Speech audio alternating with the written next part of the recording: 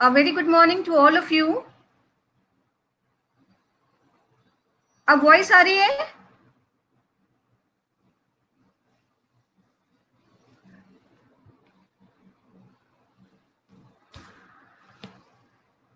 Yes, okay. A very good morning to all of you. Today's topic is biochemistry of carbohydrates, biological significance of important monosaccharides and disaccharides. Slides दिख रही हैं आपको?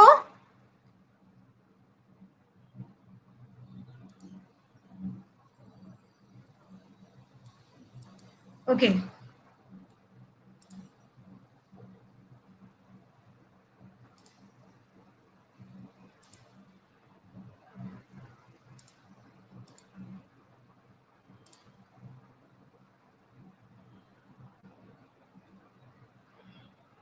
First we take classification of carbohydrates. Last time we have studied the biological significance of carbohydrates. So please write two important functions of carbohydrate, or we can say the biological significance of carbohydrates in living system. Please write in the box. बच्चों सुनाई दे रहा है आपको?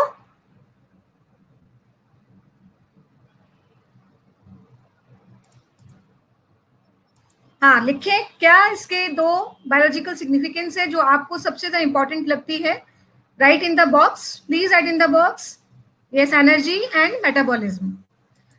Okay. Animal starch किसे कहते हैं? लिखें आप इसे. एनिमल स्टार्च किसे कहते हैं? Please write in the box. Yes, glycogen. तो आज हम क्लास में उसके आगे बात करेंगे. हमने बायोलॉजिकल सिग्निफिकेंस पढ़ा लास्ट क्लास में और हमने स्कोप और हिस्ट्री पढ़ी थी बायोकेमिस्ट्री की.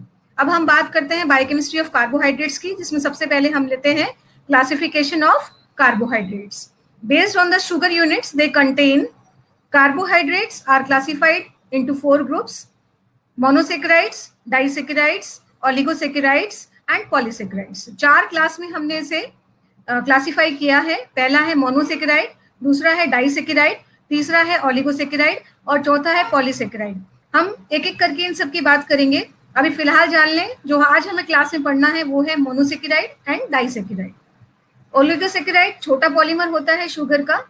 पॉलीसेक्राइड्स का छोटा रूप होता है जिसके बारे में हम डिटेल में बात करेंगे नेक्स्ट क्लास में. आज हमें पढ़ना है मोनोसेक्राइड और disaccharide.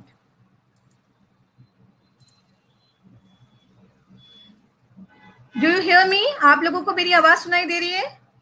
I think video visible नहीं है, शायद आज इंटरनेट की प्रॉब्लम बारिश की वजह से हो सकता है. आप लोगों को स्लाइड्स तो दिख रही है ना? Please write in the box. Am I audible? Okay. And am I visible to you? Okay okay, ठीक है, दिख रहा है तो ओके. स्लाइड्स पे फोकस करें आप. फर्स्ट हम क्लासिफाई जिसमें हमने किया है वो है मोनोसेक्राइड्स. क्लासिफिकेशन ऑफ कार्बोहाइड्रेट्स में मोनोसेक्राइड्स आर सिंपल शुगर. सबसे सिंपल शुगर कौन सी है? Monosaccharides, consisting of single polyhydroxy aldehyde और कीटोन यूनिट. आपको याद रखना है सिंगल पॉलीहाइड्रोक्सी एल्डिहाइड और कीटोन यूनिट. हमने ये पढ़ा था कि कार्बोहाइड्रेट पिछली क्लास में क्या होते हैं, तो हमने ये देखा था पॉलीहाइड्रोक्सी एल्डिहाइड और कीटोन्स होते हैं. अगर सिंगल यूनिट है तो हम उसे क्या कहेंगे? Monosaccharide.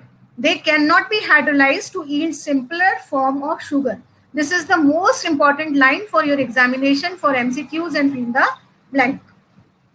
They cannot be hydrolyzed to yield simpler form of sugar. इसका मतलब ये हुआ कि मोनोसेक्राइड सबसे सिंपलर फॉर्म है शुगर की. They can be subdivided into triose, tetrose, pentose, hexose, heptose, octoses depending upon the number of carbon atom they possesses. यानी कि मोनोसेक्राइड्स को हम दो तरीके से क्लासिफाई कर सकते हैं. पहला तो है नंबर ऑफ कार्बन पर, नंबर ऑफ कार्बन कितने हैं. अगर 3 है तो ट्राइओज, 4 है तो टेट्रोज, 5 है तो पेंटोज, हेक्सोज, हेप्टोज और ऑक्टोजेस. और अगर फंक्शनल ग्रुप के आधार पर हम इसे डिवाइड करते हैं, like carbohydrates with an aldehyde as their functional group are called aldoses and those with keto as functional group are called ketoses. अगर एल्डिहाइड ग्रुप इसके अंदर है तो हम उसे एल्डोजिस कहेंगे और अगर कीटोन ग्रुप है तो हम उसे कीटोसिस कहेंगे. तो एल्डोजिस और कीटोसिस ये दो टर्म्स हैं जो आपको याद रखनी है. साथ में अगर नंबर ऑफ कार्बन के हिसाब से हम इसे डिवाइड करें तो they can be subdivided into trioses, tetroses, pentoses, hexoses, heptoses and likewise. Classification of monosaccharides again आप यहां देख सकते हैं विद एग्जांपल। ट्रायोस यानी कि 3 कार्बन। फॉर्मूला बताएं, क्या फॉर्मूला है एम्पेरिकल फॉर्मूला कार्बोहाइड्रेट का? पिछली क्लास में मैंने आपको बताया था, please write in the box, क्या है formula, empirical formula? CnH2, yes, very good. ये एम्पेरिकल फॉर्मूला लगा के आप देख सकते हैं, यहाँ ट्राइयोस C3H6O3 हो जाएगा, टेट्रोस C4H8O4 हो जाएगा, और लाइकवाइज इस तरीके से हेप्टोसिस की बात करें हम। एग्जाम्पल, ये आपको शब्द याद रखना है, this word is very important, glycerose. What is this glycerose? This is aldotriose. इसको हम सामान्यतः हमारी भाषा में ग्लिसरेल्डिहाइड कहते हैं। आप लोग सभी जानते हैं इस ग्लिसरेल्डिहाइड को। ट्राइयोज है ये, और साथ में एल्डोट्राइयोज मतलब triose which is having aldose group, और डाइहाइड्रोक्सी एसीटोन, कीटो ट्राइयोसिस। इसी तरीके से आप देख सकते हैं टेट्रोस का एग्जाम्पल है इथ्रोस, और अगर कीटोस की बात करें हम तो इथ्रोलोज और थ्रियोज, इट मींस कीटो टेट्रोस। और अगर हम पेंटोसिस की बात करें C5H10O5, बहुत इंपॉर्टेंट है यहाँ पेंटोज और हेक्सोस के बारे में डिस्कस करना, बिकॉज राइबोस बहुत इंपॉर्टेंट है, डी ऑक्सी राइबोस आप जानते हैं बहुत इंपॉर्टेंट है, डी जाइलोस, एरेबिनोस, डी लाइजोस, ये सभी बायोलॉजिकल सिस्टम में बहुत इंपॉर्टेंस रखते हैं। साथ में अगर कीटो पेंटोस की बात करें तो राइबुलोज और जाइलुलोज, ये भी आप लोगों ने 12th में पीएमटी में पढ़ा हुआ है, जहां आपने एचएमपी शंट पढ़ा होगा, एचएमपी पाथवे पढ़ा होगा। तो हम एक एक करके जब मेटाबॉलिज्म पढ़ेंगे, क्रेब्स साइकिल, ग्लाइकोलाइसिस, तब आप सबको इसकी इनकी इंपॉर्टेंस पता चल जाएगी। हेक्सोसिस में कौन इंपॉर्टेंट है आप सभी जानते हैं, glucose instant source of energy, galactose, mannose, ये सभी क्या है, एल्डोहेक्सोसिस। साथ में अगर हम बात करें कीटोस की, कीटोस में अगर हम बात करते हैं कीटो हेक्सोसिस की, तो उसका एग्जाम्पल है फ्रक्टोज, ये भी आपका जाना पहचाना है। हेप्टोसिस की बात करें तो ग्लूकोहेप्टोज और सीडोहेप्टोज। पेंटोसिस की बात करते हैं, डी राइबोसिस, जो कि न्यूक्लिक एसिड में पाया जाता है। फंक्शन क्या है इसका? ये इंपॉर्टेंट कंपोनेंट है डीएनए का, you all know, in the form of deoxyribose, RNA, in also in NAD, NADP, ATP, currency of the cell. ATP में भी क्या मिलता है? राइबोस। ये बहुत इंपॉर्टेंट क्वेश्चन है, अक्सर पूछा जाता है एग्जाम से मल्टीपल चॉइस में या फिल इन द ब्लैंक्स में। तो एटीपी के अंदर क्या होता है? शुगर कौन सी होती है? D ribose. डीएनए में आपको मालूम है डी ऑक्सी राइबोस, आरएनए में आपको मालूम है राइबोस, इसी तरह NAD, NADP plus FAD, ATP, इन सभी में क्या मिलता है? Ribose. D-ribulose formed in metabolic processes, it is an intermediate in the HMP pathway. एरेबिनोज वुडगम में मिलता है और ये ग्लाइकोप्रोटीन्स बनाता है। इसी तरह डी जाइलोज, ये भी ग्लाइकोप्रोटीन बनाता है। D lyxose very important, heart muscle में मिलता है और it is found in heart muscles, constituent of lyxoflavin isolated from human heart muscle. बहुत इंपॉर्टेंट है, इसको कहीं नहीं भूलना है क्योंकि इसकी स्पेलिंग भी थोड़ी सी डिफरेंट है। आप देख सकते हैं डी जाइलोज और डी लाइजोज, जस्ट अपोजिट, आपको लर्न करना है इसको, D xylose and D lyxose. L xylosis intermediate है यूरिनिक एसिड पाथवे में, यूरिनिक एसिड पाथवे जो कि मेटाबॉलिज्म का एक पार्ट है। अगले यूनिट्स में हम पढ़ेंगे इनको। इस तरीके से यहाँ आपने देखा डी जाइलोज और डी लाइजोज। हेक्सोसिस में क्या इंपॉर्टेंट है? ग्लूकोज सभी को मालूम है ब्लड शुगर कहलाती है, डी फ्रक्टोज फूड शुगर कहलाती है, आपको मालूम है डी गैलेक्टोज ब्रेन शुगर है, और मैनोज, ये चारों शुगर्स बहुत इंपॉर्टेंट है और ये सभी हेक्सोसिस हैं। फ्रक्टोज क्या है लिखें, कीटोन है कि एल्डोज है? कीटोसिस में आता है या एल्डोसिस में आता है? Please write in the box. D fructose is aldohexose और ketohexose, okay very good, ketohexose. और बाकी सारे क्या हैं लिखे write in the box, glucose, galactose और मैनोज क्या है? Please write in the box, okay. तो हेक्सोज कहाँ मिलेंगे हमें? ग्लूकोज के बारे में बात करें, fruit juice, hydrolysis of starch, cane sugar, hydrolysis होता है इनका केन शुगर का। हम आगे बात करेंगे क्या होता है माल्टोज का, लैक्टोज का, सुक्रोज का, तो हमें क्या मिलता है? ग्लूकोज मिलता है। फ्रक्टोज फ्रूट्स और हनी में मिलते हैं। लैक्टोज किससे मिलकर बना होता है? लैक्टोज मिल्क शुगर है जो ग्लूकोज और लैक्टोज से मिलकर बना होता है। और मैनोज की बात करें तो ये hydrolysis of plant mannans and gums से हमें मिलता है। फंक्शंस आप सभी को पता है, शुगर ऑफ द बॉडी है ग्लूकोज, ग्लूकोज एनर्जी हमें देता है। In diabetes the glucose is present in the urine, ये एक डायग्नोस्टिक टेस्ट है, सभी को मालूम है, ग्लाइकोज यूरिया जिसे हम कहते हैं। फिर आता है fructose, it is the sweetest of all the sugar. In seminal fluid it provides the energy source for the spermatozoa. You all know fructose ऐसी शुगर है जो एनर्जी देती है किसको, स्पर्मेटोजोआ को। It can be change to glucose in the liver. In some hereditary disorder fructose is accumulated causing hypoglycemia. D galactose जो कि lactose के हाइड्रोलिसिस से बनता है, it can be change to glucose in the liver. It is used to synthesize lactose in the mammary gland. You all know a constituent of glycolipids and glycoproteins. तो ये किसका constituent है D galactose, glycolipids का और glycoproteins का। जैसे कि इसका नाम बता रहा है, ब्रेन शुगर है। ब्रेन शुगर कौन है, please add in the box. Brain sugar कौन सी होती है, what is brain sugar, brain sugar क्या है, please add in the box.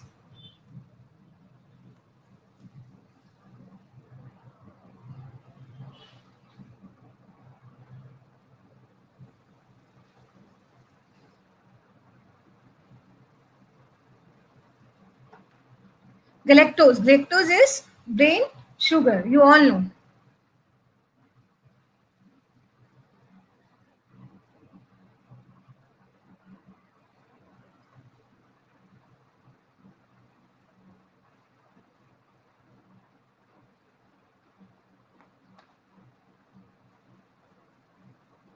Glucose blood sugar है, फ्रक्टोज फूड शुगर है, गैलेक्टोज ब्रेन शुगर है और मैन्नोज।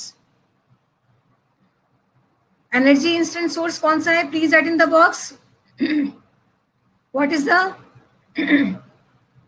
Instant source of energy, glucose.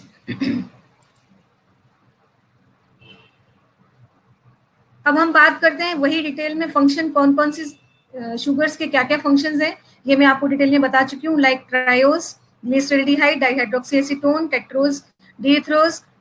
कहाँ मिलता है, ये भी एक मेटाबोलाइट इंटरमीडिएट के रूप में काम करता है। जितने भी कार्बोहाइड्रेट्स हैं, मोनोसेक्राइड्स हैं, ये कहीं ना कहीं, हाँ ये स्लाइड थोड़ी क्लियर नहीं है, सत्यनारायण का है ये बुक में से, तो आप इसको डिटेल कर लें। मैंने एक एक स्लाइड्स को लाइक पेंटोजिस एंड हेक्सोजिस आपको अलग से करा दिए हैं।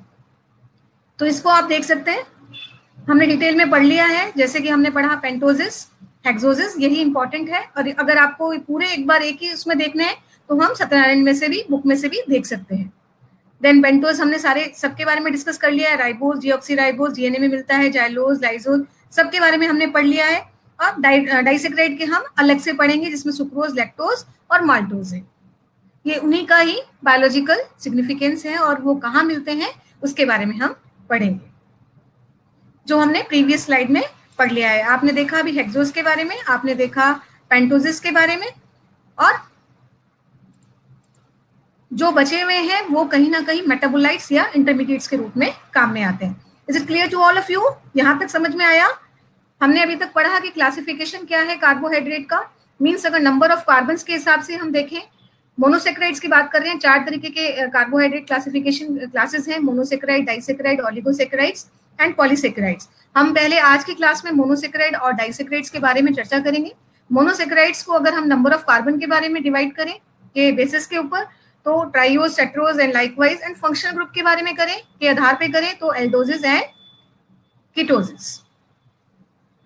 ओके, हम आगे पढ़ते हैं। फॉर्मूले आपको कुछ याद रखने हैं, कुछ बनाने भी हैं। आज आप घर पे सभी के फॉर्मूले लिखेंगे और स्ट्रक्चर लिखकर याद करेंगे। मोनोसेक्राइड्स के आज आप करेंगे, मोनोसेक्राइड और डाइसेक्राइड दोनों के।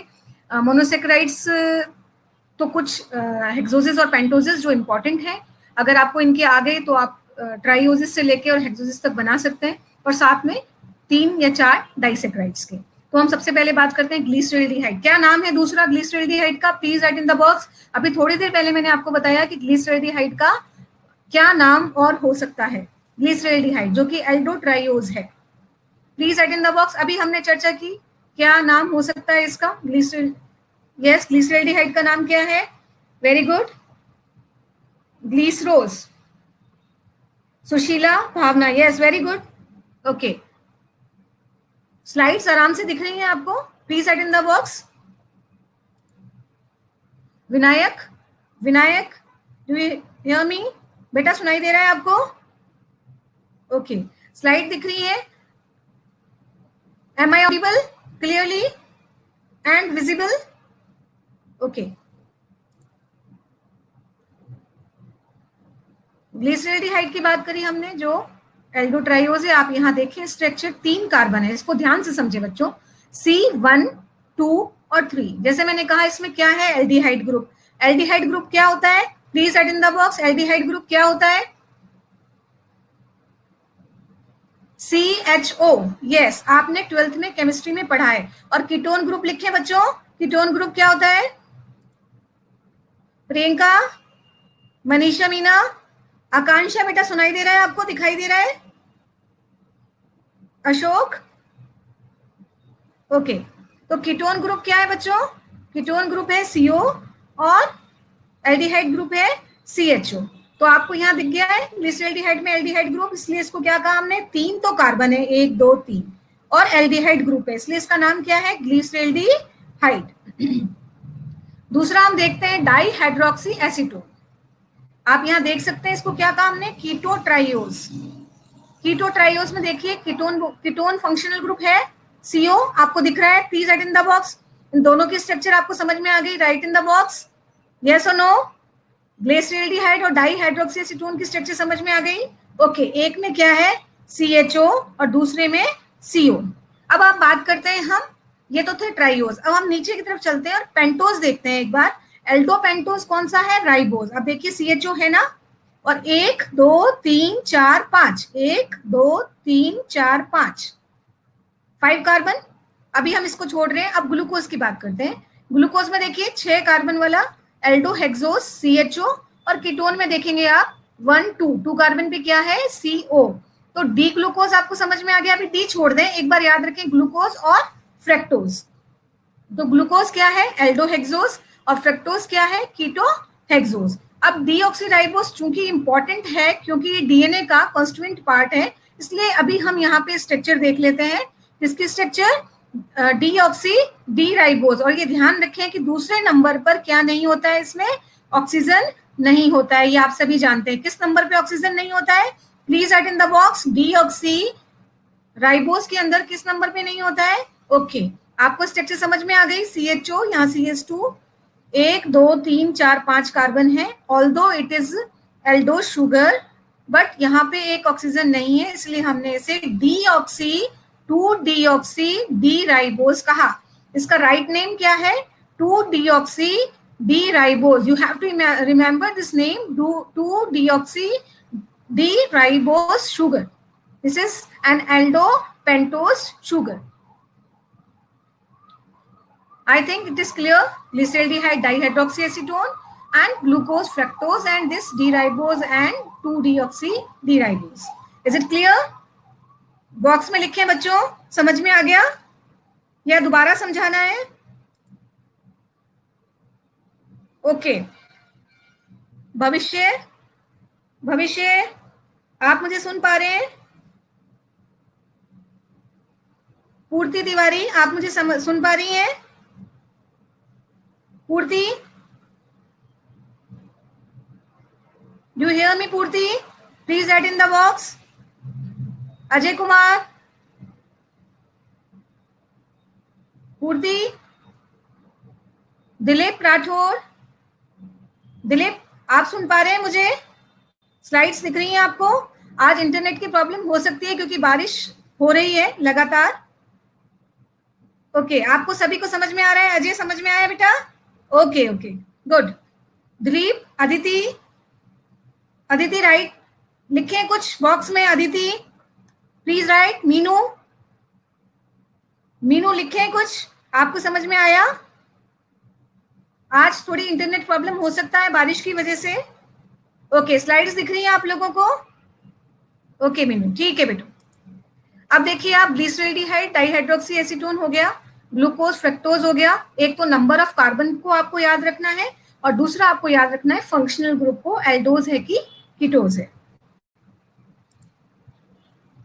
अब यहाँ पे मैं अगेन आपको स्ट्रक्चर दिखाती हूँ सभी के। आप यहाँ देख सकते हैं 3 कार्बन डीग्लिसरल्डिहाइड, अभी हमने पढ़ा 1 2 3। 4 कार्बन में आप देखिए डी थ्रियोस अब आप यहाँ देख सकते हैं क्या डिफरेंसेस हैं, आपको दिख जाएगा क्या डिफरेंस हो सकते हैं। देखिए यहाँ पर इथरोज और थ्रियोज में पोजीशन में चेंजेस हैं, आप देख सकते हैं यहाँ H और OH, यहाँ OH और H, ये हम बाद में भी जब हम आइसोमेरिज्म पढ़ेंगे तब इसको डिटेल में पढ़ेंगे, अभी आप डिफरेंस देखते चलें। अब यहाँ देखिए एल्डिहाइड ग्रुप में क्या होता है, जिसको आप कार्बोनाइल ग्रुप कहते हैं, R कार्बोनाइल ग्रुप होता है CO, अगर यहाँ H आ गया है तो एल्डिहाइड हो गया, और दोनों तरफ अगर एक R की जगह H आ गया तो एल्डिहाइड है, और अगर दोनों ही R हैं तो वो क्या कहलाता है, कीटोन कहलाता है। ये आप 12th क्लास में PMT में नीट में अच्छे से पढ़ चुके हैं। देन कीटोज की बात करें, जिसको आप डीकीटोज कह रहे हैं, डाई हाइड्रोक्सी एसीटोन, आप देख सकते हैं यहाँ पर। इसके बारे में भी मैं एक और बात बताऊंगी यहीं पे ही, कि ये कोई आइसोमेरिज्म शो नहीं करता है, ऑप्टिकल आइसोमेरिज्म शो नहीं करता है, बिकॉज यहाँ पे एसिमेट्रिकल कार्बन नहीं है। आप देख सकते हैं अलग अलग डिफरेंट कार्बन होने चाहिए, यहाँ पे आप देख सकते हैं सेम है। आप ग्लिसरॉल्डिहाइड में देखें कि हर तरफ अलग अलग ग्रुप है इससे एडजॉइन, तो ये बात आपको यहाँ समझना है कि ये आइसोमेरिज्म शो नहीं करता है। तो कौन आइसोमेरिज्म शो नहीं करता है, which carbohydrate or monosaccharide doesn't show the optical isomerism, please write in the box। कौन सा वाला, स्पेसिफिकली कीटोन नहीं आएगा, answer is dihydroxy acetone. Okay, ये बात समझ में आई आपको, डाईहाइड्रोक्सी, देखिए दो तरफ हाइड्रोक्सी है, डाईहाइड्रोक्सी एसीटोन, यस। और इरिथ्रोज की बात करें हम, डी कीटोज की, अभी आपने यहाँ पे देखा ये 2 4 कार्बन के एल्डोज थे, और यहाँ देखिए CO, ये क्या है, आप देख सकते हैं ये क्या है, यहाँ पर 4 कार्बन का इरिथ्रोलोज। ये एक डायग्राम है जिसको आपको अच्छे से करना है। 1 2 3 कार्बन नंबर देख लिया आपने, 3 1 2 3, तो ये क्या है, डी ग्लिसरॉल्डिहाइड। फिर आप आइए 4 कार्बन पे, डी इथ्रोस और डी थ्रायोज। उसके बाद आप पेंटोज पे आइए, ये देखिए 3 कार्बन वाला ट्रायोज, ये 4 कार्बन वाले टेट्रोज, ये 5 कार्बन वाले पेंटोजेस। और नीचे आप देखेंगे कितने कार्बन वाले हैं, 6 कार्बन वाले। तो आप देख सकते हैं यहाँ पर किस तरीके से ये दिखाया गया है। फिर आप देखिए इरिथ्रोज से क्या बना, राइबोस, एरिबिनोस, जाइलोस और लाइजोस। डिफरेंस आपको आराम से दिख जाएगा, रेड कलर में आपको डिफरेंस दिख रहा है, यहाँ इरिथ्रोज में और थ्रियोज में आपको डिफरेंस दिख जाएगा किस तरीके से है, दोनों आप डिफरेंस देख सकते हैं किस तरीके से कंपेयर किया गया है। ऊपर वाले कार्बन हाइड्रोक्सिल जो ग्रुप है OH और H की पोजीशंस में आप चेंज देख सकते हैं। फिर आप देखिए राइबोस के अंदर क्या है, राइबोस के बाद एरिबिनोस में क्या है, किस तरीके से HOH जुड़े हुए हैं, ये आप देख सकते हैं। राइबोस में आप देख सकते हैं। राइबोस के बाद आप सीधे आइए थ्रियोज से जाइलोज, देखिए जाइलोज में किस तरीके से है, एंड देन लाइजोज में देख सकते हैं किस तरीके से यहाँ पर OH-H कॉन्फिगरेशंस अलग अलग है। अभी हम इसके बारे में डिटेल में पढ़ेंगे जब हम आइसोमेरिज्म करेंगे, तो चिंता की बात नहीं है, डोंट वरी। अभी हम आइसोमेरिज्म में पढ़ेंगे इसे कितने तरीके की आइसोमेरिज्म होती है। अभी सिर्फ आप नंबर ऑफ कार्बन्स और एल्डिहाइड कीटोन ग्रुप के हिसाब से इस स्लाइड को देखें। CHO ग्रुप देख सकते हैं, एलोस, ये 6 कार्बन वाला है, आप देख सकते हैं। उसके बाद ग्लूकोज के बारे में देखिए, मेनोज के बारे में देखिए, फिर आप आइए आइडोज के बारे में, देन गलेक्टोज। आपको कौन सा ज्यादा ध्यान रखना है, वो है ग्लूकोज, मेनोज एंड गलेक्टोज। 3 आपको शुगर्स मोनोसेक्राइड अच्छे से याद रखने हैं, वो है ग्लूकोज, गलेक्टोज एंड मेनोज।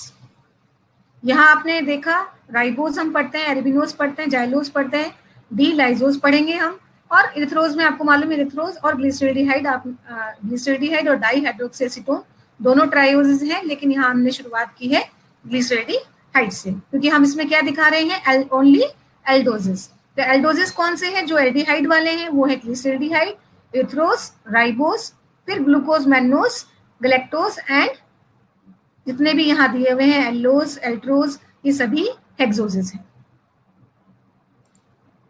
कीटोजेस के बारे में आप कीटोजेस में देखें, कीटोजेस में क्या है, सबसे पहला कीटोज 3 कार्बन वाला कौन सा है, please write in the box. Simplest ketose कौन सा है, please write in the box. Simplest ketoses is simple ketose, सबसे सिंपल कीटोज कौन सा है, डाईहाइड्रोक्सी एसीटोन। उसके बाद क्या हुए, उसके बाद 4 का बनेगा जिसको हमने डी इथ्रोलोज कहा, फिर राइबुलोज और जाइलुलोज की बात करें, फिर इसके बाद हम देख सकते हैं फ्रक्टोज, जो आपको बाकी बहुत सारे दिए हुए, सॉर्बोज, टेगेटोज, लेकिन हमें किसके बारे में ध्यान रखना है, हमें फ्रक्टोज के बारे में ध्यान रखना है। और ये क्या है, ये है कीटोज शुगर, जिसको हमने क्या कहा है, कीटोहेक्सोज। क्या कहा है बच्चों, फ्रक्टोज इज कीटोहेक्सोज। अब बहुत इंपॉर्टेंट टॉपिक है ये एग्जाम की दृष्टि से, जिसको हमने आइसोमेरिज्म इन कार्बोहाइड्रेट्स कहा है। और आइसोमेरिज्म आपने 12th क्लास में भी पढ़ा होगा, पीएमटी में भी पढ़ा होगा, लेकिन आज हम थोड़ा डिटेल में और थोड़ा सा अलग तरीके से हमें इस आइसोमेरिज्म को पढ़ेंगे। इसमें से ऑब्जेक्टिव टाइप और बहुत सारे छोटे छोटे शॉर्ट नोट्स बनते हैं, फिल्म द ब्लैंक्स की दृष्टि से भी बहुत इंपॉर्टेंट है। तो आइसोमेरिज्म होती क्या है, आइसोमेरिज्म क्या होती है, एक बार लिखिए, जिनको पता है right in the box isomerism, what is isomerism. Isomerism क्या होती है, प्लीज डिफाइन आइसोमेरिज्म, लिखिए छोटे से रूप में, आइसोमेरिज्म क्या होता है। डू यू हियर मी, मेरी आवाज सुनाई दे रही है। जिसके आइडेंटिकल मॉलिक्यूलर फॉर्मूला होता है लेकिन डिफरेंट स्ट्रक्चर होती है और may be special configuration different होती है। तो क्या चीजें दो डिफरेंट हो सकती है, मॉलिक्यूलर फॉर्मूला तो सेम है, same molecular formula with the different और बट डिफरेंट स्ट्रक्चर और स्पेशल कॉन्फ़िगरेशन, ये क्या कहलाते हैं, ये आइसोमर्स होते हैं और फिनोमिना कहलाता है आइसोमेरिज्म। तो क्या हुआ, मॉलिक्यूलर फॉर्मूला सेम है, आपको क्या ध्यान रखना है, मॉलिक्यूलर फॉर्मूला सेम रहेगा लेकिन स्ट्रक्चर चेंज हो सकती है, डिफरेंट हो सकती है, और स्पेशियल कॉन्फ़िगरेशन, जो स्पेस में कॉन्फ़िगरेशन होता है वो डिफरेंट हो सकता है। समझ में आ गया, is it clear to all of you. Molecular formula same है but structure it may be different in the form of structures and spatial configuration. Okay, अब देखिए हमने इसको कैसे क्लासिफाई किया है। आप देख सकते हैं आइसोमेरिज्म इन कार्बोहाइड्रेट, स्ट्रक्चरल और कॉन्स्टिट्यूशनल। पहला तरीका तो है स्ट्रक्चरल आइसोमेरिज्म का पहला टाइप, और दूसरा है स्टीरियो आइसोमेरिज्म और ज्योमेट्रिक, ये भी आपने पढ़ा होगा। तो अब आपको ध्यान रखना है, जहां मॉलिक्यूलर फॉर्मूला दोनों में सेम होगा लेकिन अगर स्ट्रक्चर में डिफरेंस है तो वो कहलाएगी स्ट्रक्चरल और कॉन्स्टिट्यूशनल आइसोमेरिज्म, जिसका एग्जांपल आपने अभी देखा। बता सकते हैं क्या एग्जांपल है, most important example of structural isomerism is, please write in the box. Structural isomerism का एग्जांपल क्या है, जो बहुत अच्छा एग्जांपल है जहां स्ट्रक्चर डिफरेंट होगी, वो है एल्डोज कीटोज आइसोमेरिज्म। एक में CHO ग्रुप आता है, अगर हम ग्लूकोज की बात करें, फ्रक्टोज की बात करें, या हम बात करें ग्लिसरेल्डिहाइड और डाई हाइड्रोक्सी एसीटोन की, तो यहाँ एक तो क्या ग्रुप है, CHO ग्रुप है और दूसरा CO है फंक्शनल। तो हम इसको बोल सकते हैं एल्डोज कीटोज आइसोमेरिज्म। और ये किससे होता है, सभी को एंजाइम का नाम पता होना चाहिए, एंजाइम का नाम है आइसोमरेज। ओके, दूसरी तरीके की जो आइसोमेरिज्म है वो है स्टीरियो आइसोमेरिज्म, जिसका दूसरा नाम है जियोमेट्रिक। इसको हमने आगे दो तरीकों से वापस डिवाइड किया है, डिटेल में हम आगे चर्चा करेंगे। एनेंटाइमर्स और diastereo isomers. Enantiomers D and L isomerism, जो आप लोगों ने नहीं पढ़ी होगी, लेकिन अभी तक आपने बार बार स्लाइड्स में D आइसोमर्स का नाम आ रहा था। तो D आइसोमेरिज्म आपने देखा होगा कि क्यों इंपॉर्टेंट है D आइसोमेरिज्म। आप जानेंगे ग्लूकोज अधिकतर D फॉर्म में ही हमें अवेलेबल होता है, D फॉर्म का आपको ध्यान रखना है, D फॉर्म में ही अवेलेबल होता है। तो स्टीरियो आइसोमेरिज्म, ज्योमेट्रिक आइसोमर्स और एनेंटाइमर्स और डाया स्टीरियो आइसोमर्स, ये आपको एक बार ध्यान रखने हैं। जो L ग्लूकोज है वो नॉन मेटाबोलाइज्ड है सेल में, तो हमारे पास मेनली क्या मिलता है, यहाँ पर हमें मिलेगा D फॉर्म, D आइसोमर, जिसको हमने एनेंटाइमर्स कहा। और दूसरा स्टीरियो आइसोमर्स, जिसका स्पेशल कॉन्फ़िगरेशन चेंज होता है बट मॉलिक्यूलर फॉर्मूला सभी का सेम रहेगा, जैसे कि D ग्लूकोज, L ग्लूकोज। इसी तरीके से डायस्टमर्स की बात करें तो दो तरीके के स्टीरियो आइसोमर्स हमारे पास हैं, एक है एपीमर्स और एनोमर्स, जिसके बारे में हम डिटेल में पढ़ेंगे। तो ये आपको समझ में आ गया क्लासिफिकेशन क्या है आइसोमेरिज्म का। एक में मॉलिक्यूलर फॉर्मूला दोनों में सेम रहेगा लेकिन एक में स्ट्रक्चरल डिफरेंस रहेगा और दूसरे में स्पेशल कॉन्फ़िगरेशन में डिफरेंस होगा। तो please write in the box, ये आपको क्लासिफिकेशन समझ में आ गया है, please write in the box. Okay, अब आप यहाँ देख सकते हैं बिल्डिंग ब्लॉक क्या है कार्बोहाइड्रेट्स के, दीज आर मोनोसेक्राइड्स या यूनिट भी कह सकते हैं हम। अब मैंने थोड़ा सा इसको एक्सप्लेन किया है कि अगर हम एल्डोट्रायोज और कीटोट्रायोज की बात करें तो द स्मॉलेस्ट मोनोसेक्राइड और which N is equal to 3 are dihydroxy acetone और D एंड L ग्लिसरॉल्डिहाइड। ये आपको दिख रहा है, यहाँ पे आप देखिए दोनों आपको दिखेंगे। अभी हमने यहाँ दिखाया है D glyceraldehyde, they are trioses, dihydroxy acetone is ketose because it has a keto group, और ग्लिसरॉल्डिहाइड के पास क्या है, एल्डिहाइड ग्रुप। ये हम डिस्कस कर चुके हैं। अब हम थोड़ी सी आइसोमेरिज्म को और डिस्कस कर लेते हैं आगे। सिंपल मोनोसेकेराइड्स विद 4 5 6 7, चार वाला क्या कहलाएगा, चार वाला क्या कहलाएगा, Tedros, pentose, पेंटोसिस, hexoses, हेप्टोसिस carbon atoms, ये आ गया respectively. These molecules have multiple asymmetric carbons. अब आपको यहाँ ध्यान रखना है क्या होते हैं एसिमेट्रिक कार्बन्स। एसिमेट्रिक कार्बन वो होते हैं जिसके चारों ओर डिफरेंट कार्बन्स होते हैं, a carbon atom to which 4 different chemical groups are attached. ये आपने पीएमटी में नीट में पढ़ा हुआ है, जिसके चारों तरफ डिफरेंट डिफरेंट ग्रुप्स होते हैं। इसका एक दूसरा नाम और है कायरल एटम। क्या नाम है इसका, कायरल कार्बन और chiral atoms. Yes, very good Sushila, Abhishek, तो आपने ये सब पढ़ा हुआ है। अब आप देख सकते हैं यहाँ पर किसको हमने दो तरीके से बांटा है, डायस्टर, आप देख सकते हैं यहाँ पर स्टीरियोइज्म दोनों आ रही है इसके अंदर, एनेंटाइमर्स और डाया स्टीरियो आइसोमर्स। अब आप एक चीज ध्यान रखिए थोड़ा सा हल्का सा, जिससे आपको कंफ्यूजन ना हो, डी सीरीज और एल सीरीज में क्या डिफरेंस है। अगर OH राइट साइड में है तो डी सीरीज है, और अगर एल अगर लेफ्ट साइड में OH है तो हम इसे, ये सिर्फ हमारी समझ के लिए हमें याद रखना है। Designate the absolute configuration of the asymmetric carbon farthest from the aldehyde or keto group. The number of possible stereoisomers equal 2:n। आप सभी को पता है want halves rule है ये, जहां n is equal to asymmetric carbon और chiral atom. तो अगर 6 कार्बन है तो कितने हमारे पास आइसोएरिज्म होंगे, अगर 6 कार्बन है, एल्डोज है, ग्लूकोज है, तो आप मुझे बताएं कि number of possible stereo isomers कितने होंगे। अगर 6 कार्बन एसिमेट्रिकल हैं और अगर 4 है तो कितने होंगे, 6 कार्बन ग्लूकोज में कितने एसिमेट्रिकल कार्बन्स होते हैं, पहले तो ये बताएं मुझे। ग्लूकोज से समझते हैं हम, ओके ग्लूकोज से समझते हैं। अगर हम 6 कार्बन की बात करें, 6 नहीं करते, 6 से करेंगे तो आपको मालूम है 36 हो जाएगा।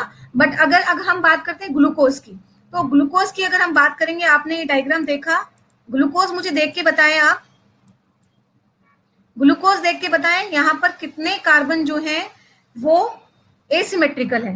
यस, कितने कार्बन है बताएं मुझे asymmetrical. Glucose is having 4 asymmetrical carbon. तो अगर 4 एसिमेट्रिकल कार्बन है तो इसके हिसाब से कितने आइसोमर्स, स्टीरियो आइसोमर्स होंगे। Yes, please write in the box, कितने होंगे, दिस इज 16। कितने होंगे, 16। अगर 4 एसिमेट्रिकल कार्बन है तो कितने होंगे, 16 आइसोमर्स होंगे।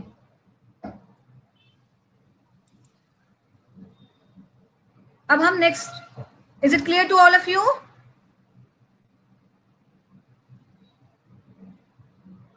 समझ में आ गया है ये आप सबको, please write in the box कि किस तरीके से 16 आइसोमर्स होंगे टोटल। पहले हमने 2 बात की कि आइसोमेरिज्म 2 तरीके की होती है, स्ट्रक्चरल और स्टीरियो आइसोमेरिज्म। स्ट्रक्चर में आपने देखा एल्डोज कीटोज आइसोमेरिज्म, फिर आपने देखा ज्योमेट्रिक और स्टीरियो आइसोमर्स 2 तरीके के होते हैं, एनेंटाइमर्स जिसको हमने डी और एल कहा, और हम अभी बात करेंगे एपीमर्स और एनोमर्स की।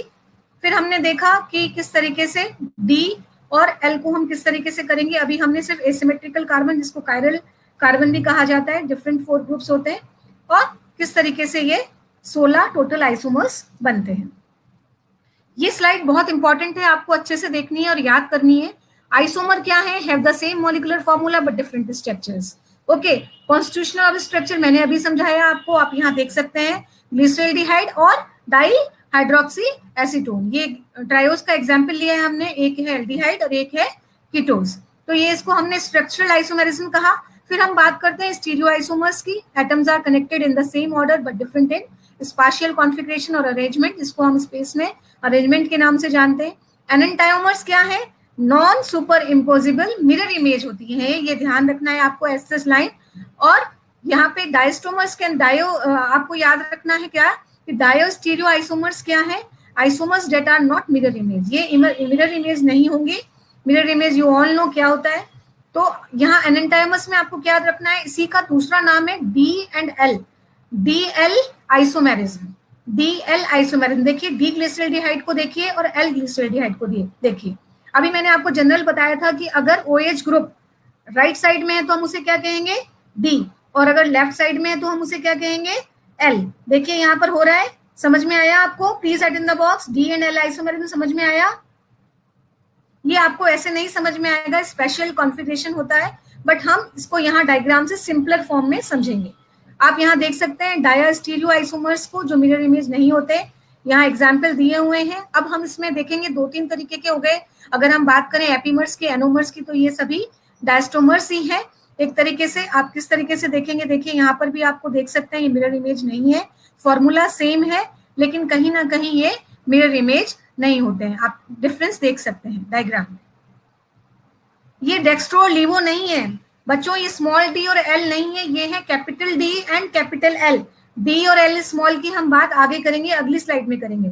वो ऑप्टिकल आइसोमेरिज्म होती है जिसके बारे में हम आगे डिस्कस करेंगे। अभी आप देखिए यहाँ पर मैंने आपको एनेंटाइमर्स बताया है, जो किसका है रूप है, किसका फॉर्म है, स्टीरियो आइसोमेरिज्म का, जो कि मिरर इमेजेस होते हैं। एपीमर क्या है? एपीमर्स आप देख सकते हैं ये सभी स्टीरियो आइसोमर्स हैं। Epimers different at one of several asymmetrical atoms. Differ करते हैं कहाँ पे? कई सारे एसिमेट्रिकल कार्बन है जिसमें अलग अलग पे अगर डिफरेंस है तो हम उसे एपीमर कहेंगे। आप देख सकते हैं यहाँ डी ग्लूकोज डी मैनोज, आप देख सकते हैं कौन सा कार्बन पे डिफरेंस आ रहा है ग्लूकोज और मैनोज में। राइट इन द बॉक्स, कौन से कार्बन पे डिफरेंस आ रहा है? राइट इन द बॉक्स, पहला कार्बन ये, दूसरा, तीसरा, चौथा, पांचवा, छठा। यस सेकंड में, तो सेकंड में आ रहा है तो ये सेकंड कार्बन पे डिफर करता है। एक कार्बन पे डिफर होना चाहिए, ओनली एक कार्बन पे डिफरेंस होना चाहिए। तो आपको समझ में आ गए। तो मैनोस किसका एपीमर है? सेकंड कार्बन का डिफरेंट है, इसलिए किसका एपीमर है? ग्लूकोज का कौन है एपीमर? मैनोस। कौन है? Mannose.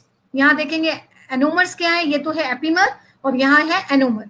Isomers that different and new asymmetrical carbon atom founded on ring structure. आप याद रखें कि रिंग स्ट्रक्चर में पहले कार्बन पे जो डिफरेंस होता है, रिंग स्ट्रक्चर के अंदर जो डिफरेंस होता है, वहां हम इसको अल्फा और बीटा कहते हैं। अल्फा और बीटा के अंदर आप देखेंगे एक में OH नीचे होगा और एक में OH ऊपर होगा।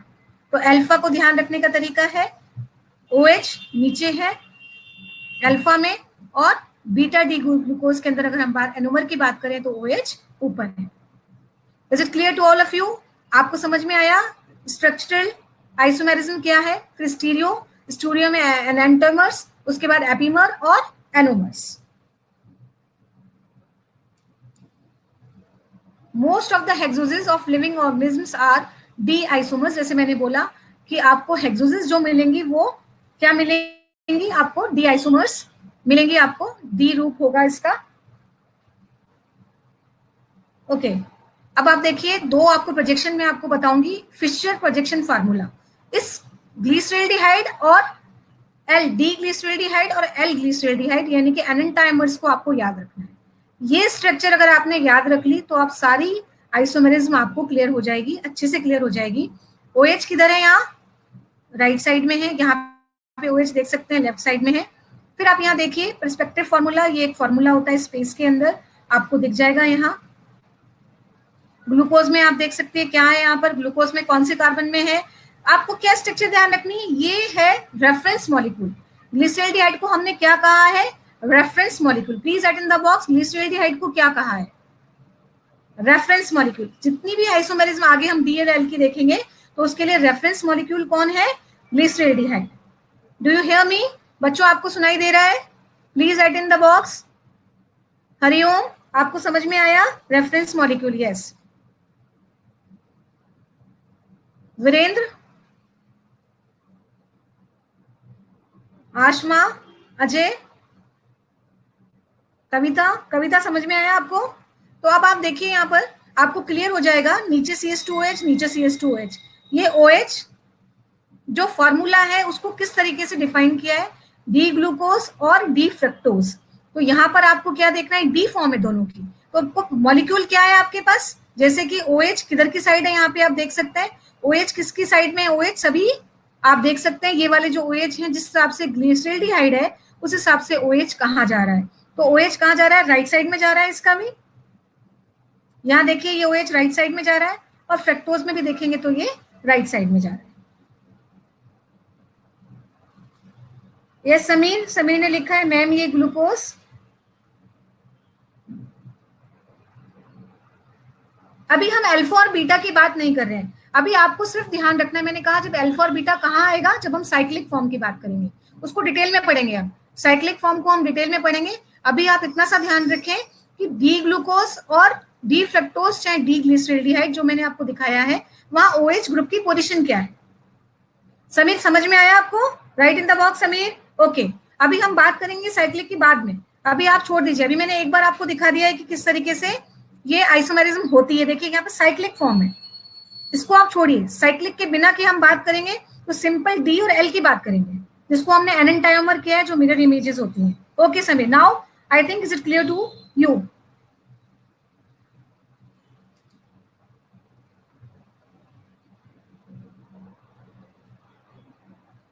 यस, मैंने क्लास का सेशन बढ़ाया है थोड़ा, हो सकता है क्लास थोड़ी लेट तक चले। तो आपने ये फिशर का फॉर्मूला देखा, यहाँ किस तरीके से प्रोजेक्शन है फिशर का, ये आपको मैंने कहा कि रेफरेंस मॉलिक्यूल है। Ball and stick model, different different models दिए हुए हैं डी एंड एल के, इनको आप देख सकते हैं। बस ये ध्यान रखना है कि ये मिरर इमेजेस हैं, बस इनको एक बार समझाने के लिए याद करना है आपको, बहुत ज्यादा कुछ नहीं। देखिए यहाँ पर जैसे मैंने अभी कहा था OH और यहाँ पे OH, solid wedge shaped bonds point towards the reader. ये एक स्ट्रक्चर स्पेस में करने का तरीका होता है, इसे हमें बहुत ज्यादा नहीं करना है।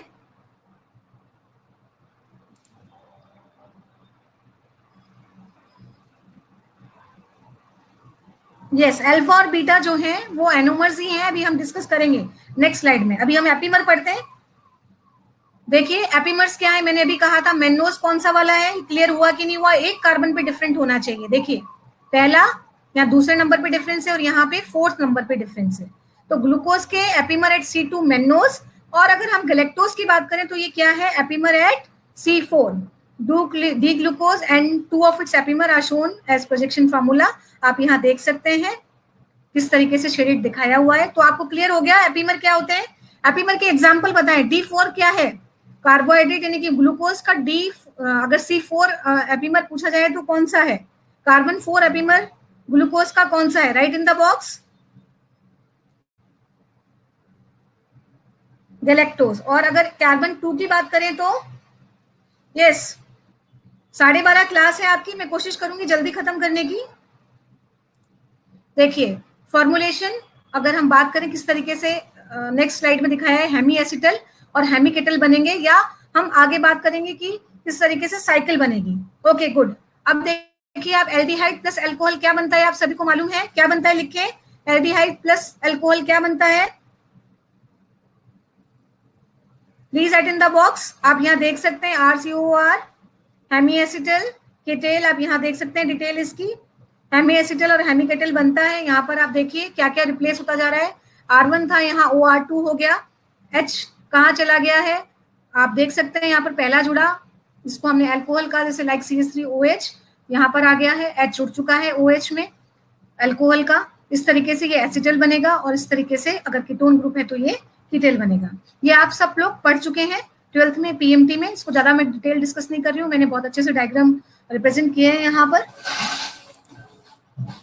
नेक्स्ट रिंग कैसे बनती है ये मैं आपको अच्छे से बताना चाहती हूँ। रिंग कैसे बनती है, देखिए डी ग्लूकोज था, सबको दिख रहा है 1 2 3 4 5 6।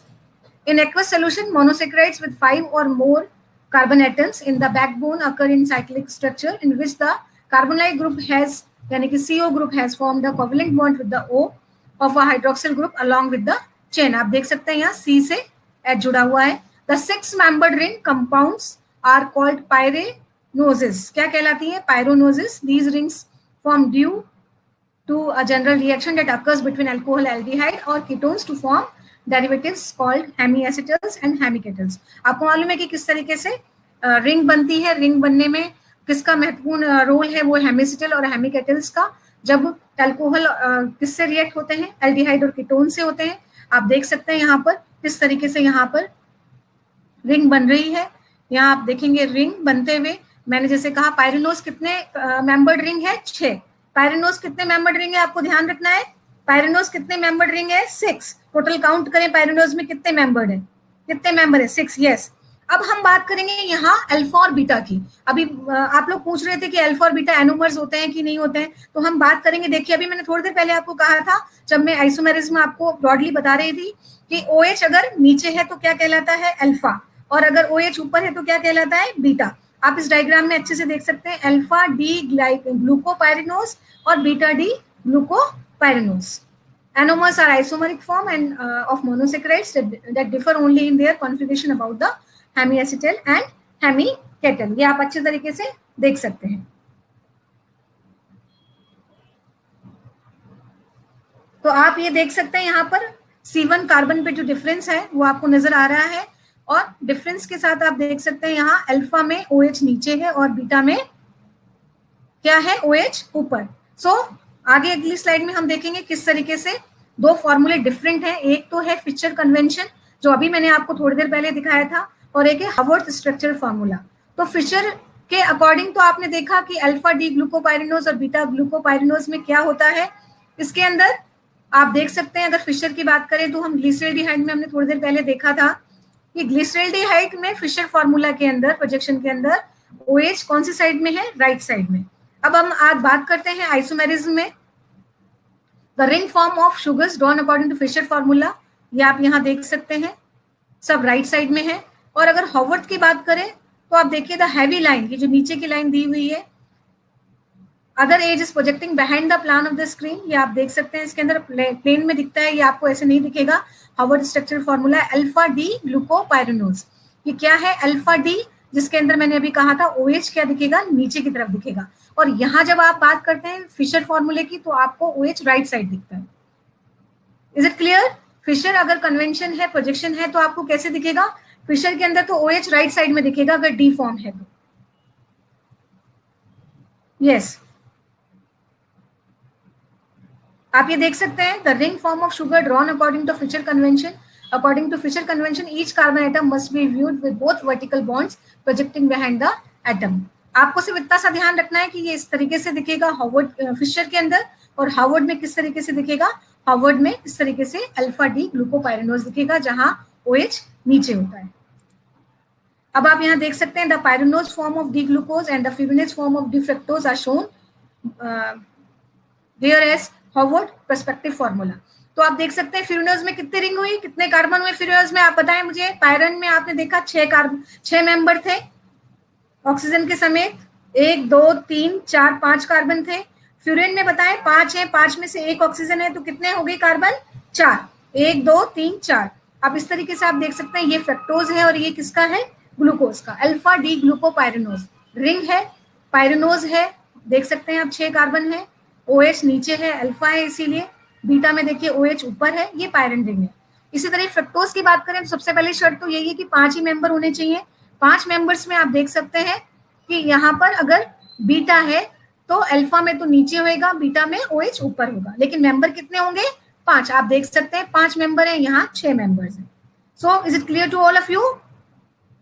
Harvard projection would appear at the right side, ये देख सकते हैं आप, यहाँ डिफरेंस दिखाया है। Hydroxyl group below the plane of the ring is these Harvard projection or perspectives, while appear at the right side of a Fisher projection. Now is it clear to all of you? Okay. अब हम बात करते हैं म्यूटर rotation की। म्यूटर rotation बहुत important है। म्यूटर rotation जो एक आइसोमेरिज्म की फॉर्म है एनोमर का। Mutarotation is a change in the optical rotation that occurs by anomerization, जिसको हमने एनोमर कहा, एनोमर्स बनते हैं। That is a change in the equilibrium between two anomers, alpha और beta, you all know, when the corresponding stereocenters interconvert.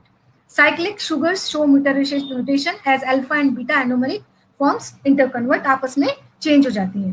The optical rotation of the solution depend on the optical rotation of each anomer and their ratio in the solution. आपको ध्यान रखना है 36% जो है alpha है solution में, 63 से 64% जो है वो आपका बीटा आता है, और लगभग 1% जो है वो आपका जो है 1% रहता है ट्रेस अमाउंट में। इक्विलिब्रियम जो है वो आपका ट्रेस में रहता है। ओपन चेन जो फॉर्म है वो ट्रेस में रहती है, ओपन चेन रहेगी, और बाकी सारा जो है वो अल्फा और बीटा में रहेगी। तो अल्फा कितना है 36% और बीटा कितना है 64%, 63 और 64%। 63 करें तो 1% आपका ओपन फॉर्म रहेगा। तो please write in the box mutarotation आपको समझ में आ गया। अब आपको मीटर रोटेशन पे एक नोट लिखना है जो सत्यनारायण ने बहुत अच्छे से डिस्क्राइब किया है, और अब की बार आप उसको अच्छे से बना लेंगे नोट्स को, और ये शॉर्ट नोट डिफाइन में भी आ सकता है मीटर रोटेशन, और शॉर्ट नोट में भी आ सकता है। मेरी आवाज आपको सुनाई दे रही है? Please write in the box. हम लास्ट आइसोमेरिज्म कर रहे हैं जिसको हमने कहा है ऑप्टिकल आइसोमेरिज्म और optical activity of sugars. Optical activity is a characteristic feature of compounds with asymmetric carbon. जिसके पास एसिमेट्रिक कार्बन है वो ऑप्टिकल आइसोमेरिज्म शो करेगा। When a beam of polarized light is passed through a solution of an optical isomerism, या आप PMT में पढ़ चुके हैं, इसीलिए आप बार बार डी और एल के बारे में कह रहे थे।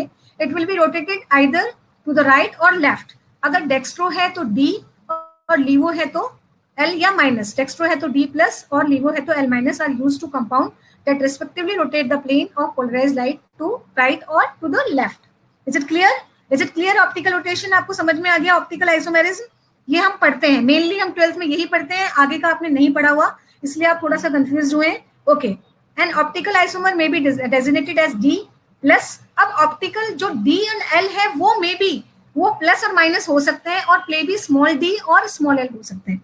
तो आपको ये ध्यान रखना है कि डी जो कैपिटल डी है, जो एनेंटायोमर है, वो डी स्मॉल डी और स्मॉल एल हो सकता है, या प्लस और माइनस। अगर आपको स्मॉल डी और एल से कंफ्यूजन हो रहा है तो आप प्लस और minus, you can write plus and minus, and you can use plus और माइनस। सो आप देख सकते हैं ये डी और एल दो तरीके के हो गए। It may be noted that D minus L configuration of sugar are primary based on the structure of glyceraldehyde, इसलिए हमने यहाँ ग्लिसरेल्डिहाइड को रेफरेंस मॉलिक्यूल भी कहा। रेसिमिक मिक्सचर क्या होता है? It is important. आप यहाँ रेसिमिक मिक्सचर के बारे में देख सकते हैं। If D and L isomers are present in equal concentration, it known as racemic mixture और DL mixture. Racemic mixture does not exhibit any optical activity. ये आपको ध्यान रखना है कि ये कोई ऑप्टिकल एक्टिविटी शो नहीं करता है, since the dextro and levorotatory activity cancel each other.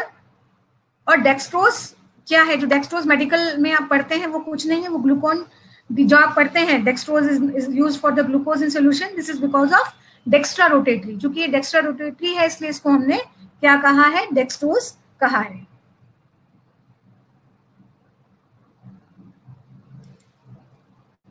Other तरीका जो है आइसोमेरिज्म का आप यहाँ देख सकते हैं, अभी हमने डिस्कस किया था पायरेनोज को, फिरेनोज को। ये चेयर और बोट दो कॉन्फ़िगरेशन, बहुत डिटेल में आपको याद नहीं करना है, बस इतना सा देख लें कि यहाँ दो फॉर्म होती है, चेयर फॉर्म और बोट फॉर्म। क्या होती है यहाँ? चेयर फॉर्म एक्सियल और इक्वेटोरियल, यहाँ पे भी आप देख सकते हैं एक्सियल और इक्वेटोरियल। आपको बस स्ट्रक्चर याद रखना है हल्का सा कि ये चेयर फॉर्म है और ये बोट फॉर्म है। किसका? पायरेनोज का। पायरेनोज और furanose rings can assume different conformation, और देख सकते हैं ये प्लेनर नहीं होती है। The pyranose rings adopt two classes, chair form and boat form. और थोड़ा सा इनमें ओरिएंटेशन का डिफरेंस है, ए से एक्सियल है, ई से इक्वेटोरियल। इसको बहुत डिटेल में आपको नहीं करना है क्योंकि ये बनेगा नहीं, बस याद रखना है। इसको मैंने डिटेल में लिया है। The preferred chair conformation is of alpha D glucopyranose. ये इस तरीके का चेयर फॉर्मेट है। आप देख सकते हैं चेयर फॉर्म, देख सकते हैं आप चेयर फॉर्म है, chair form and boat form. ये चेयर फॉर्म है और किसका? डी ग्लूकोज पायरेनोज का, डी ग्लूकोज पायरेनोज का। अब आपको मालूम है शुगर्स क्या होते हैं? रिड्यूसिंग एजेंट्स होते हैं। अच्छे से आपको मालूम है ये लीनियर फॉर्म है ग्लूकोज की, और ये क्या है? साइक्लिक फॉर्म है। आप देख सकते हैं बीटा डी ग्लूकोज। क्यों कहा है? क्योंकि OH ऊपर है। क्यों कहा है beta D glucose? Please write in the box. ये बीटा क्यों है? ये बीटा क्यों है? Please write in the box. ये बीटा क्यों है?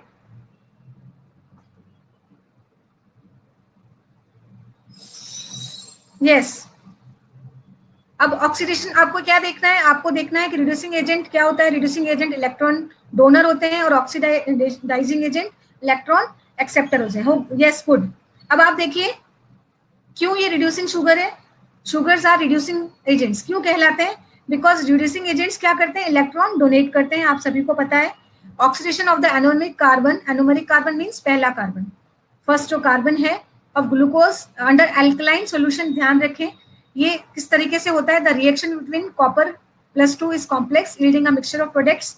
Oxidation of the anomeric carbon किस तरीके से है आप देख सकते हैं। हम फेलिंग सोल्यूशन, वैनिटिक सोल्यूशन पढ़ेंगे, ये प्रैक्टिकल का पार्ट है। अभी आप इतना सा याद रख लें कि sugar are the reducing agents. यहाँ पे क्या बनता है? Complex mixture of 2, 3, 4 and 6 carbon acids. क्या बनता है?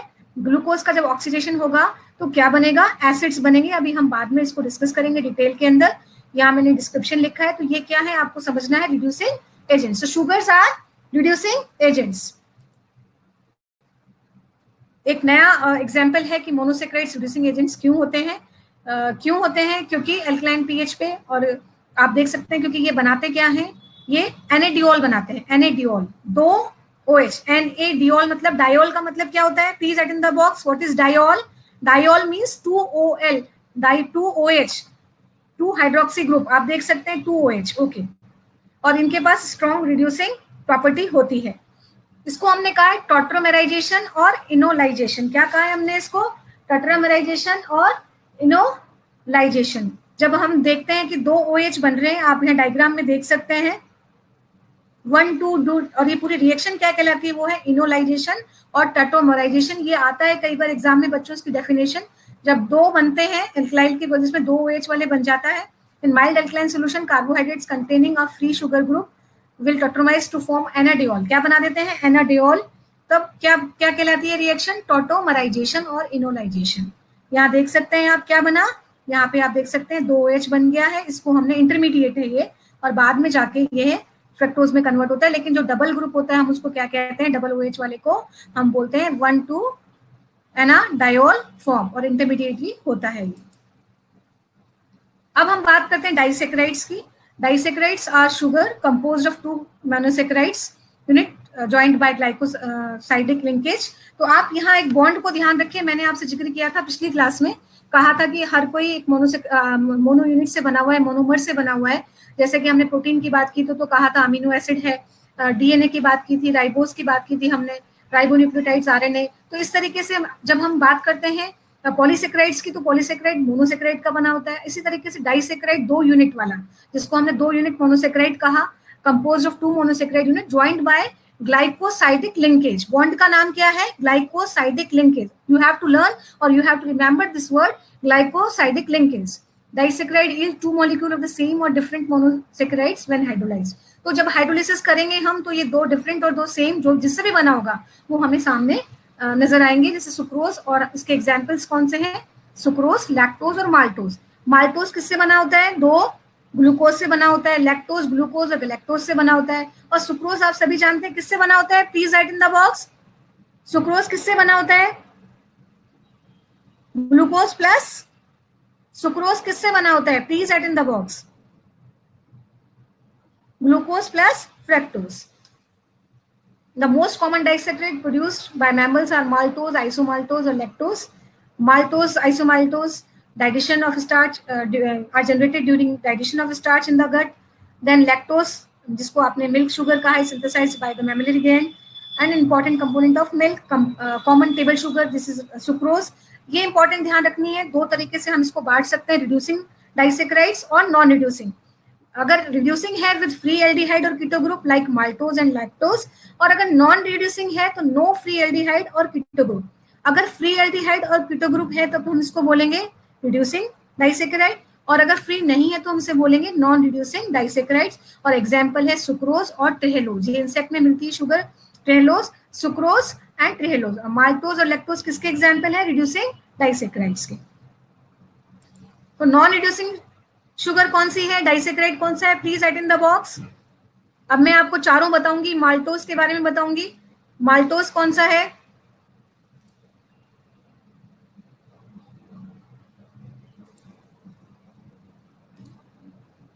Okay sucrose.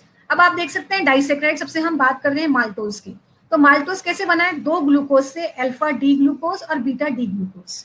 स्ट्रक्चर को ध्यान से समझ लें, अल्फा डी ग्लूकोज और बीटा डी ग्लूकोज। अब यहाँ आप देख सकते हैं ये हेमी एसिटल बनेगा, यहाँ ऐड हो रहा है हेमी एसिटल, और आप यहाँ देख सकते हैं किस तरीके से हाइड्रोलाइसिस ऊपर जा रहा है। तो आप देख सकते हैं हाइड्रोलाइसिस है, माल्टोज से हाइड्रोलाइज करेंगे तो 2 ग्लूकोज बनेंगे वापस, अल्फा डी और बीटा डी। और अगर कंडेंसेशन है, कंडेंसेशन है, आप देख सकते हैं किस तरीके से H2O कंडेंसेशन है, आप यहाँ देख सकते हैं ये H2O निकल गया है, और यहाँ से H इसका और OH इसका, आप देख सकते हैं OH इसका और H इसका।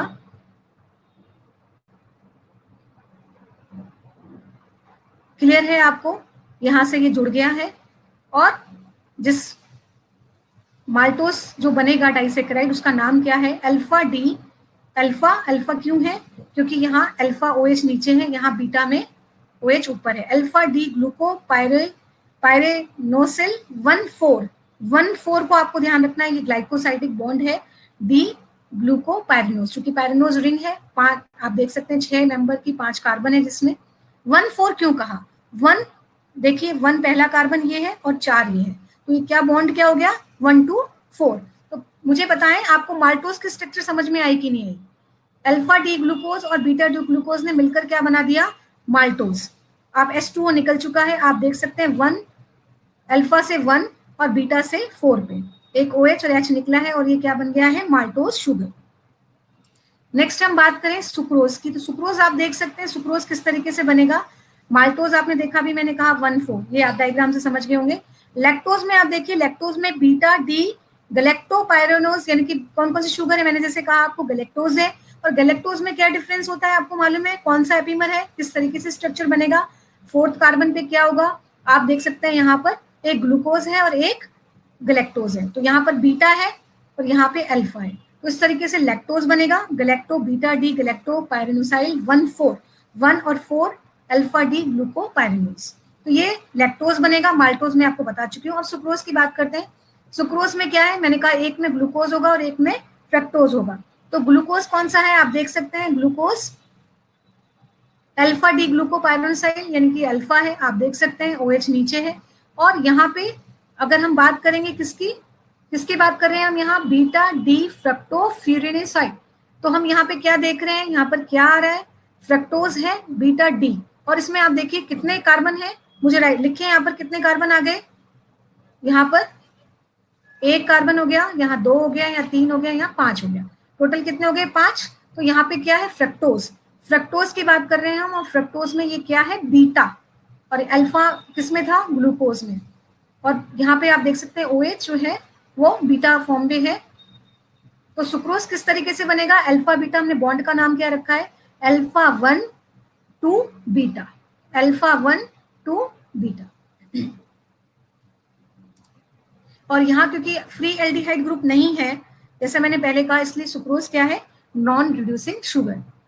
यहाँ फ्री एल्डिहाइड ग्रुप नहीं है, इसीलिए यहाँ पे इसे क्या कहा गया है? Non reducing sugar. लैक्टोज देख सकते हैं आप यहाँ, beta D galactopyranosyl 1,4 beta D glucopyranose, और बॉन्ड देख सकते हैं आप बीटा 1,4, बॉन्ड है बीटा 1,4। यहाँ लैक्टोज की बात कर रहे हैं हम। यहाँ सुक्रोज की बात करें, सुक्रोज में मैंने कहा 2 बीटा अल्फा 1, और अगर हम ट्रेलोज की बात करें तो ट्रेलोज में अल्फा 1 1 अल्फा, दोनों अल्फा होते हैं। तो ये 3 स्ट्रक्चर, इनको आपको प्रैक्टिस करनी है बनाने की, तीनों स्ट्रक्चर्स, खासतौर पर माल्टोज की, लैक्टोज की और सुक्रोज की। Maltose digestion of starch by amylase, generating cereals और माल्ट्स में मिलता है। हाइड्रोलिसिस से एनर्जी मिलती है, प्रोड्यूसेस ग्लूकोज। जब माल्टोज का हाइड्रोलिसिस होगा तो क्या मिलेगा हमें? ग्लूकोज। लैक्टोज जो है मिल्क शुगर है, आप सभी जानते हैं, और सुक्रोज लैक्टोज जो है वो मिल्क शुगर कहलाती है। देन सुक्रोज क्या है? Cane and beet sugar, sorghum, pineapple, carrot roots. Sucrose deficiency में क्या हो जाता है? Malabsorption leads to diarrhoea and flatulence. दो और तरीके से हम इसमें डाइसेक्राइड्स को इन्वॉल्व करते हैं। Isomaltose in another disaccharide is another disaccharide obtained during the hydrolysis of certain polysaccharides such as starch and glycogen. Starch और ग्लाइकोजन के हाइड्रोलिसिस से हमें आइसोमाल्टोज मिलता है, जो लगभग सिमिलर है, एक्सेप्ट माल्टोज में कौन सा ग्लाइकोसाइडिक लिंकेज था? Please write in the box. यहाँ पे 1,6 है, 1,6। और मुझे बताएं माल्टोज में कौन सा था? अभी आपने पढ़ा, माल्टोज में था, देख सकते हैं आप 1,4। माल्टोज में क्या था? अल्फा 1,4। और जैसे कि मैंने पहले बताया, यहाँ पर कौन सा है? 1,4। और अगर हम बात करें आइसोमाल्टोज की, आइसोमाल्टोज के अंदर अल्फा 1,6 है। इतना सा याद रखना है आपको। Cellobiose is disaccharide form during the acid hydrolysis of cellulose. ये किससे बनकर मिला था? ये स्टार्च से हाइड्रोलिसिस से बनता है और कुछ ग्लाइकोजन से। सेलुलोबायोज बनता है सेलुलोज के हाइड्रोलिसिस से। It is identical with maltose except that the former compound has a beta 1,4 glycosidic linkage. तो बीटा किसके पास क्या है? इसके पास, आप मुझे बता सकते हैं, अल्फा 1,4 किसके पास था? अल्फा 14 किसके पास था? माल्टोज के पास। और इनके पास क्या है? Beta 14 glycosidic bond. Farmer means क्या है? सेलुलोबायोल। सो आपको ये ध्यान रखना है, बीटा जो है वो किसमें मिलेगा? तो बीटा मिलेगा आपको, बीटा फॉर्म किसके अंदर मिलेगा? बीटा आपको मिलेगा सेलुलोबायोस के अंदर। और आपने यहां देखा था अल्फा 14 किसके अंदर था? अल्फा 14 माल्टोज के अंदर था। अल्फा 14 दोनों क्या थे? आपने देखे यहां पर, मैंने आपको बताया कि दोनों क्या थे, क्या पर क्या लिया उन्होंने? बॉन्ड का क्या लिया था? 14। ठीक है, और यहाँ पे जब कंबाइंड हुए थे तो ये अल्फा 14 था। और वहां पे क्या है? Beta 14 glycosidic linkage. Different characteristics reaction of monosaccharides, ये हम डिटेल में अगली क्लास में पढ़ेंगे। आप लोग एक बार इस चैप्टर को, मोनोसेक्राइड को, डाइसेक्राइड को बुक से पढ़ लें। Oxidation of glucose to gluconic acid, जैसे कि मैंने पहले कहा था कि उसके एसिड्स रेस्पेक्टिव एसिड्स में कन्वर्ट हो जाता है। इसको आप, मैं डिटेल में अगली क्लास में इसको पढ़ाऊंगी। अभी बस ध्यान रखें, ग्लूकोनिक एसिड, डी ग्लूकोज किस में कन्वर्ट हो गया? ग्लूकोनिक एसिड में कन्वर्ट हो जाएगा। इसको आपको ध्यान रखना है, ऑक्सीडेशन को। और reduction of D glucose can be done by using NaBH4। ये हम अगली क्लास में देखेंगे क्या ग्लूकोरोनिक एसिड होता है, गैलेक्टोसेमाइन क्या होते हैं, ग्लूकोसेमाइन क्या हो जाते हैं, ये सब हम अगली क्लास में देखेंगे। म्यूरामिक एसिड क्या होता है, नाना क्या होता है, जिसको आप साइक्लिक एसिड कहते हैं।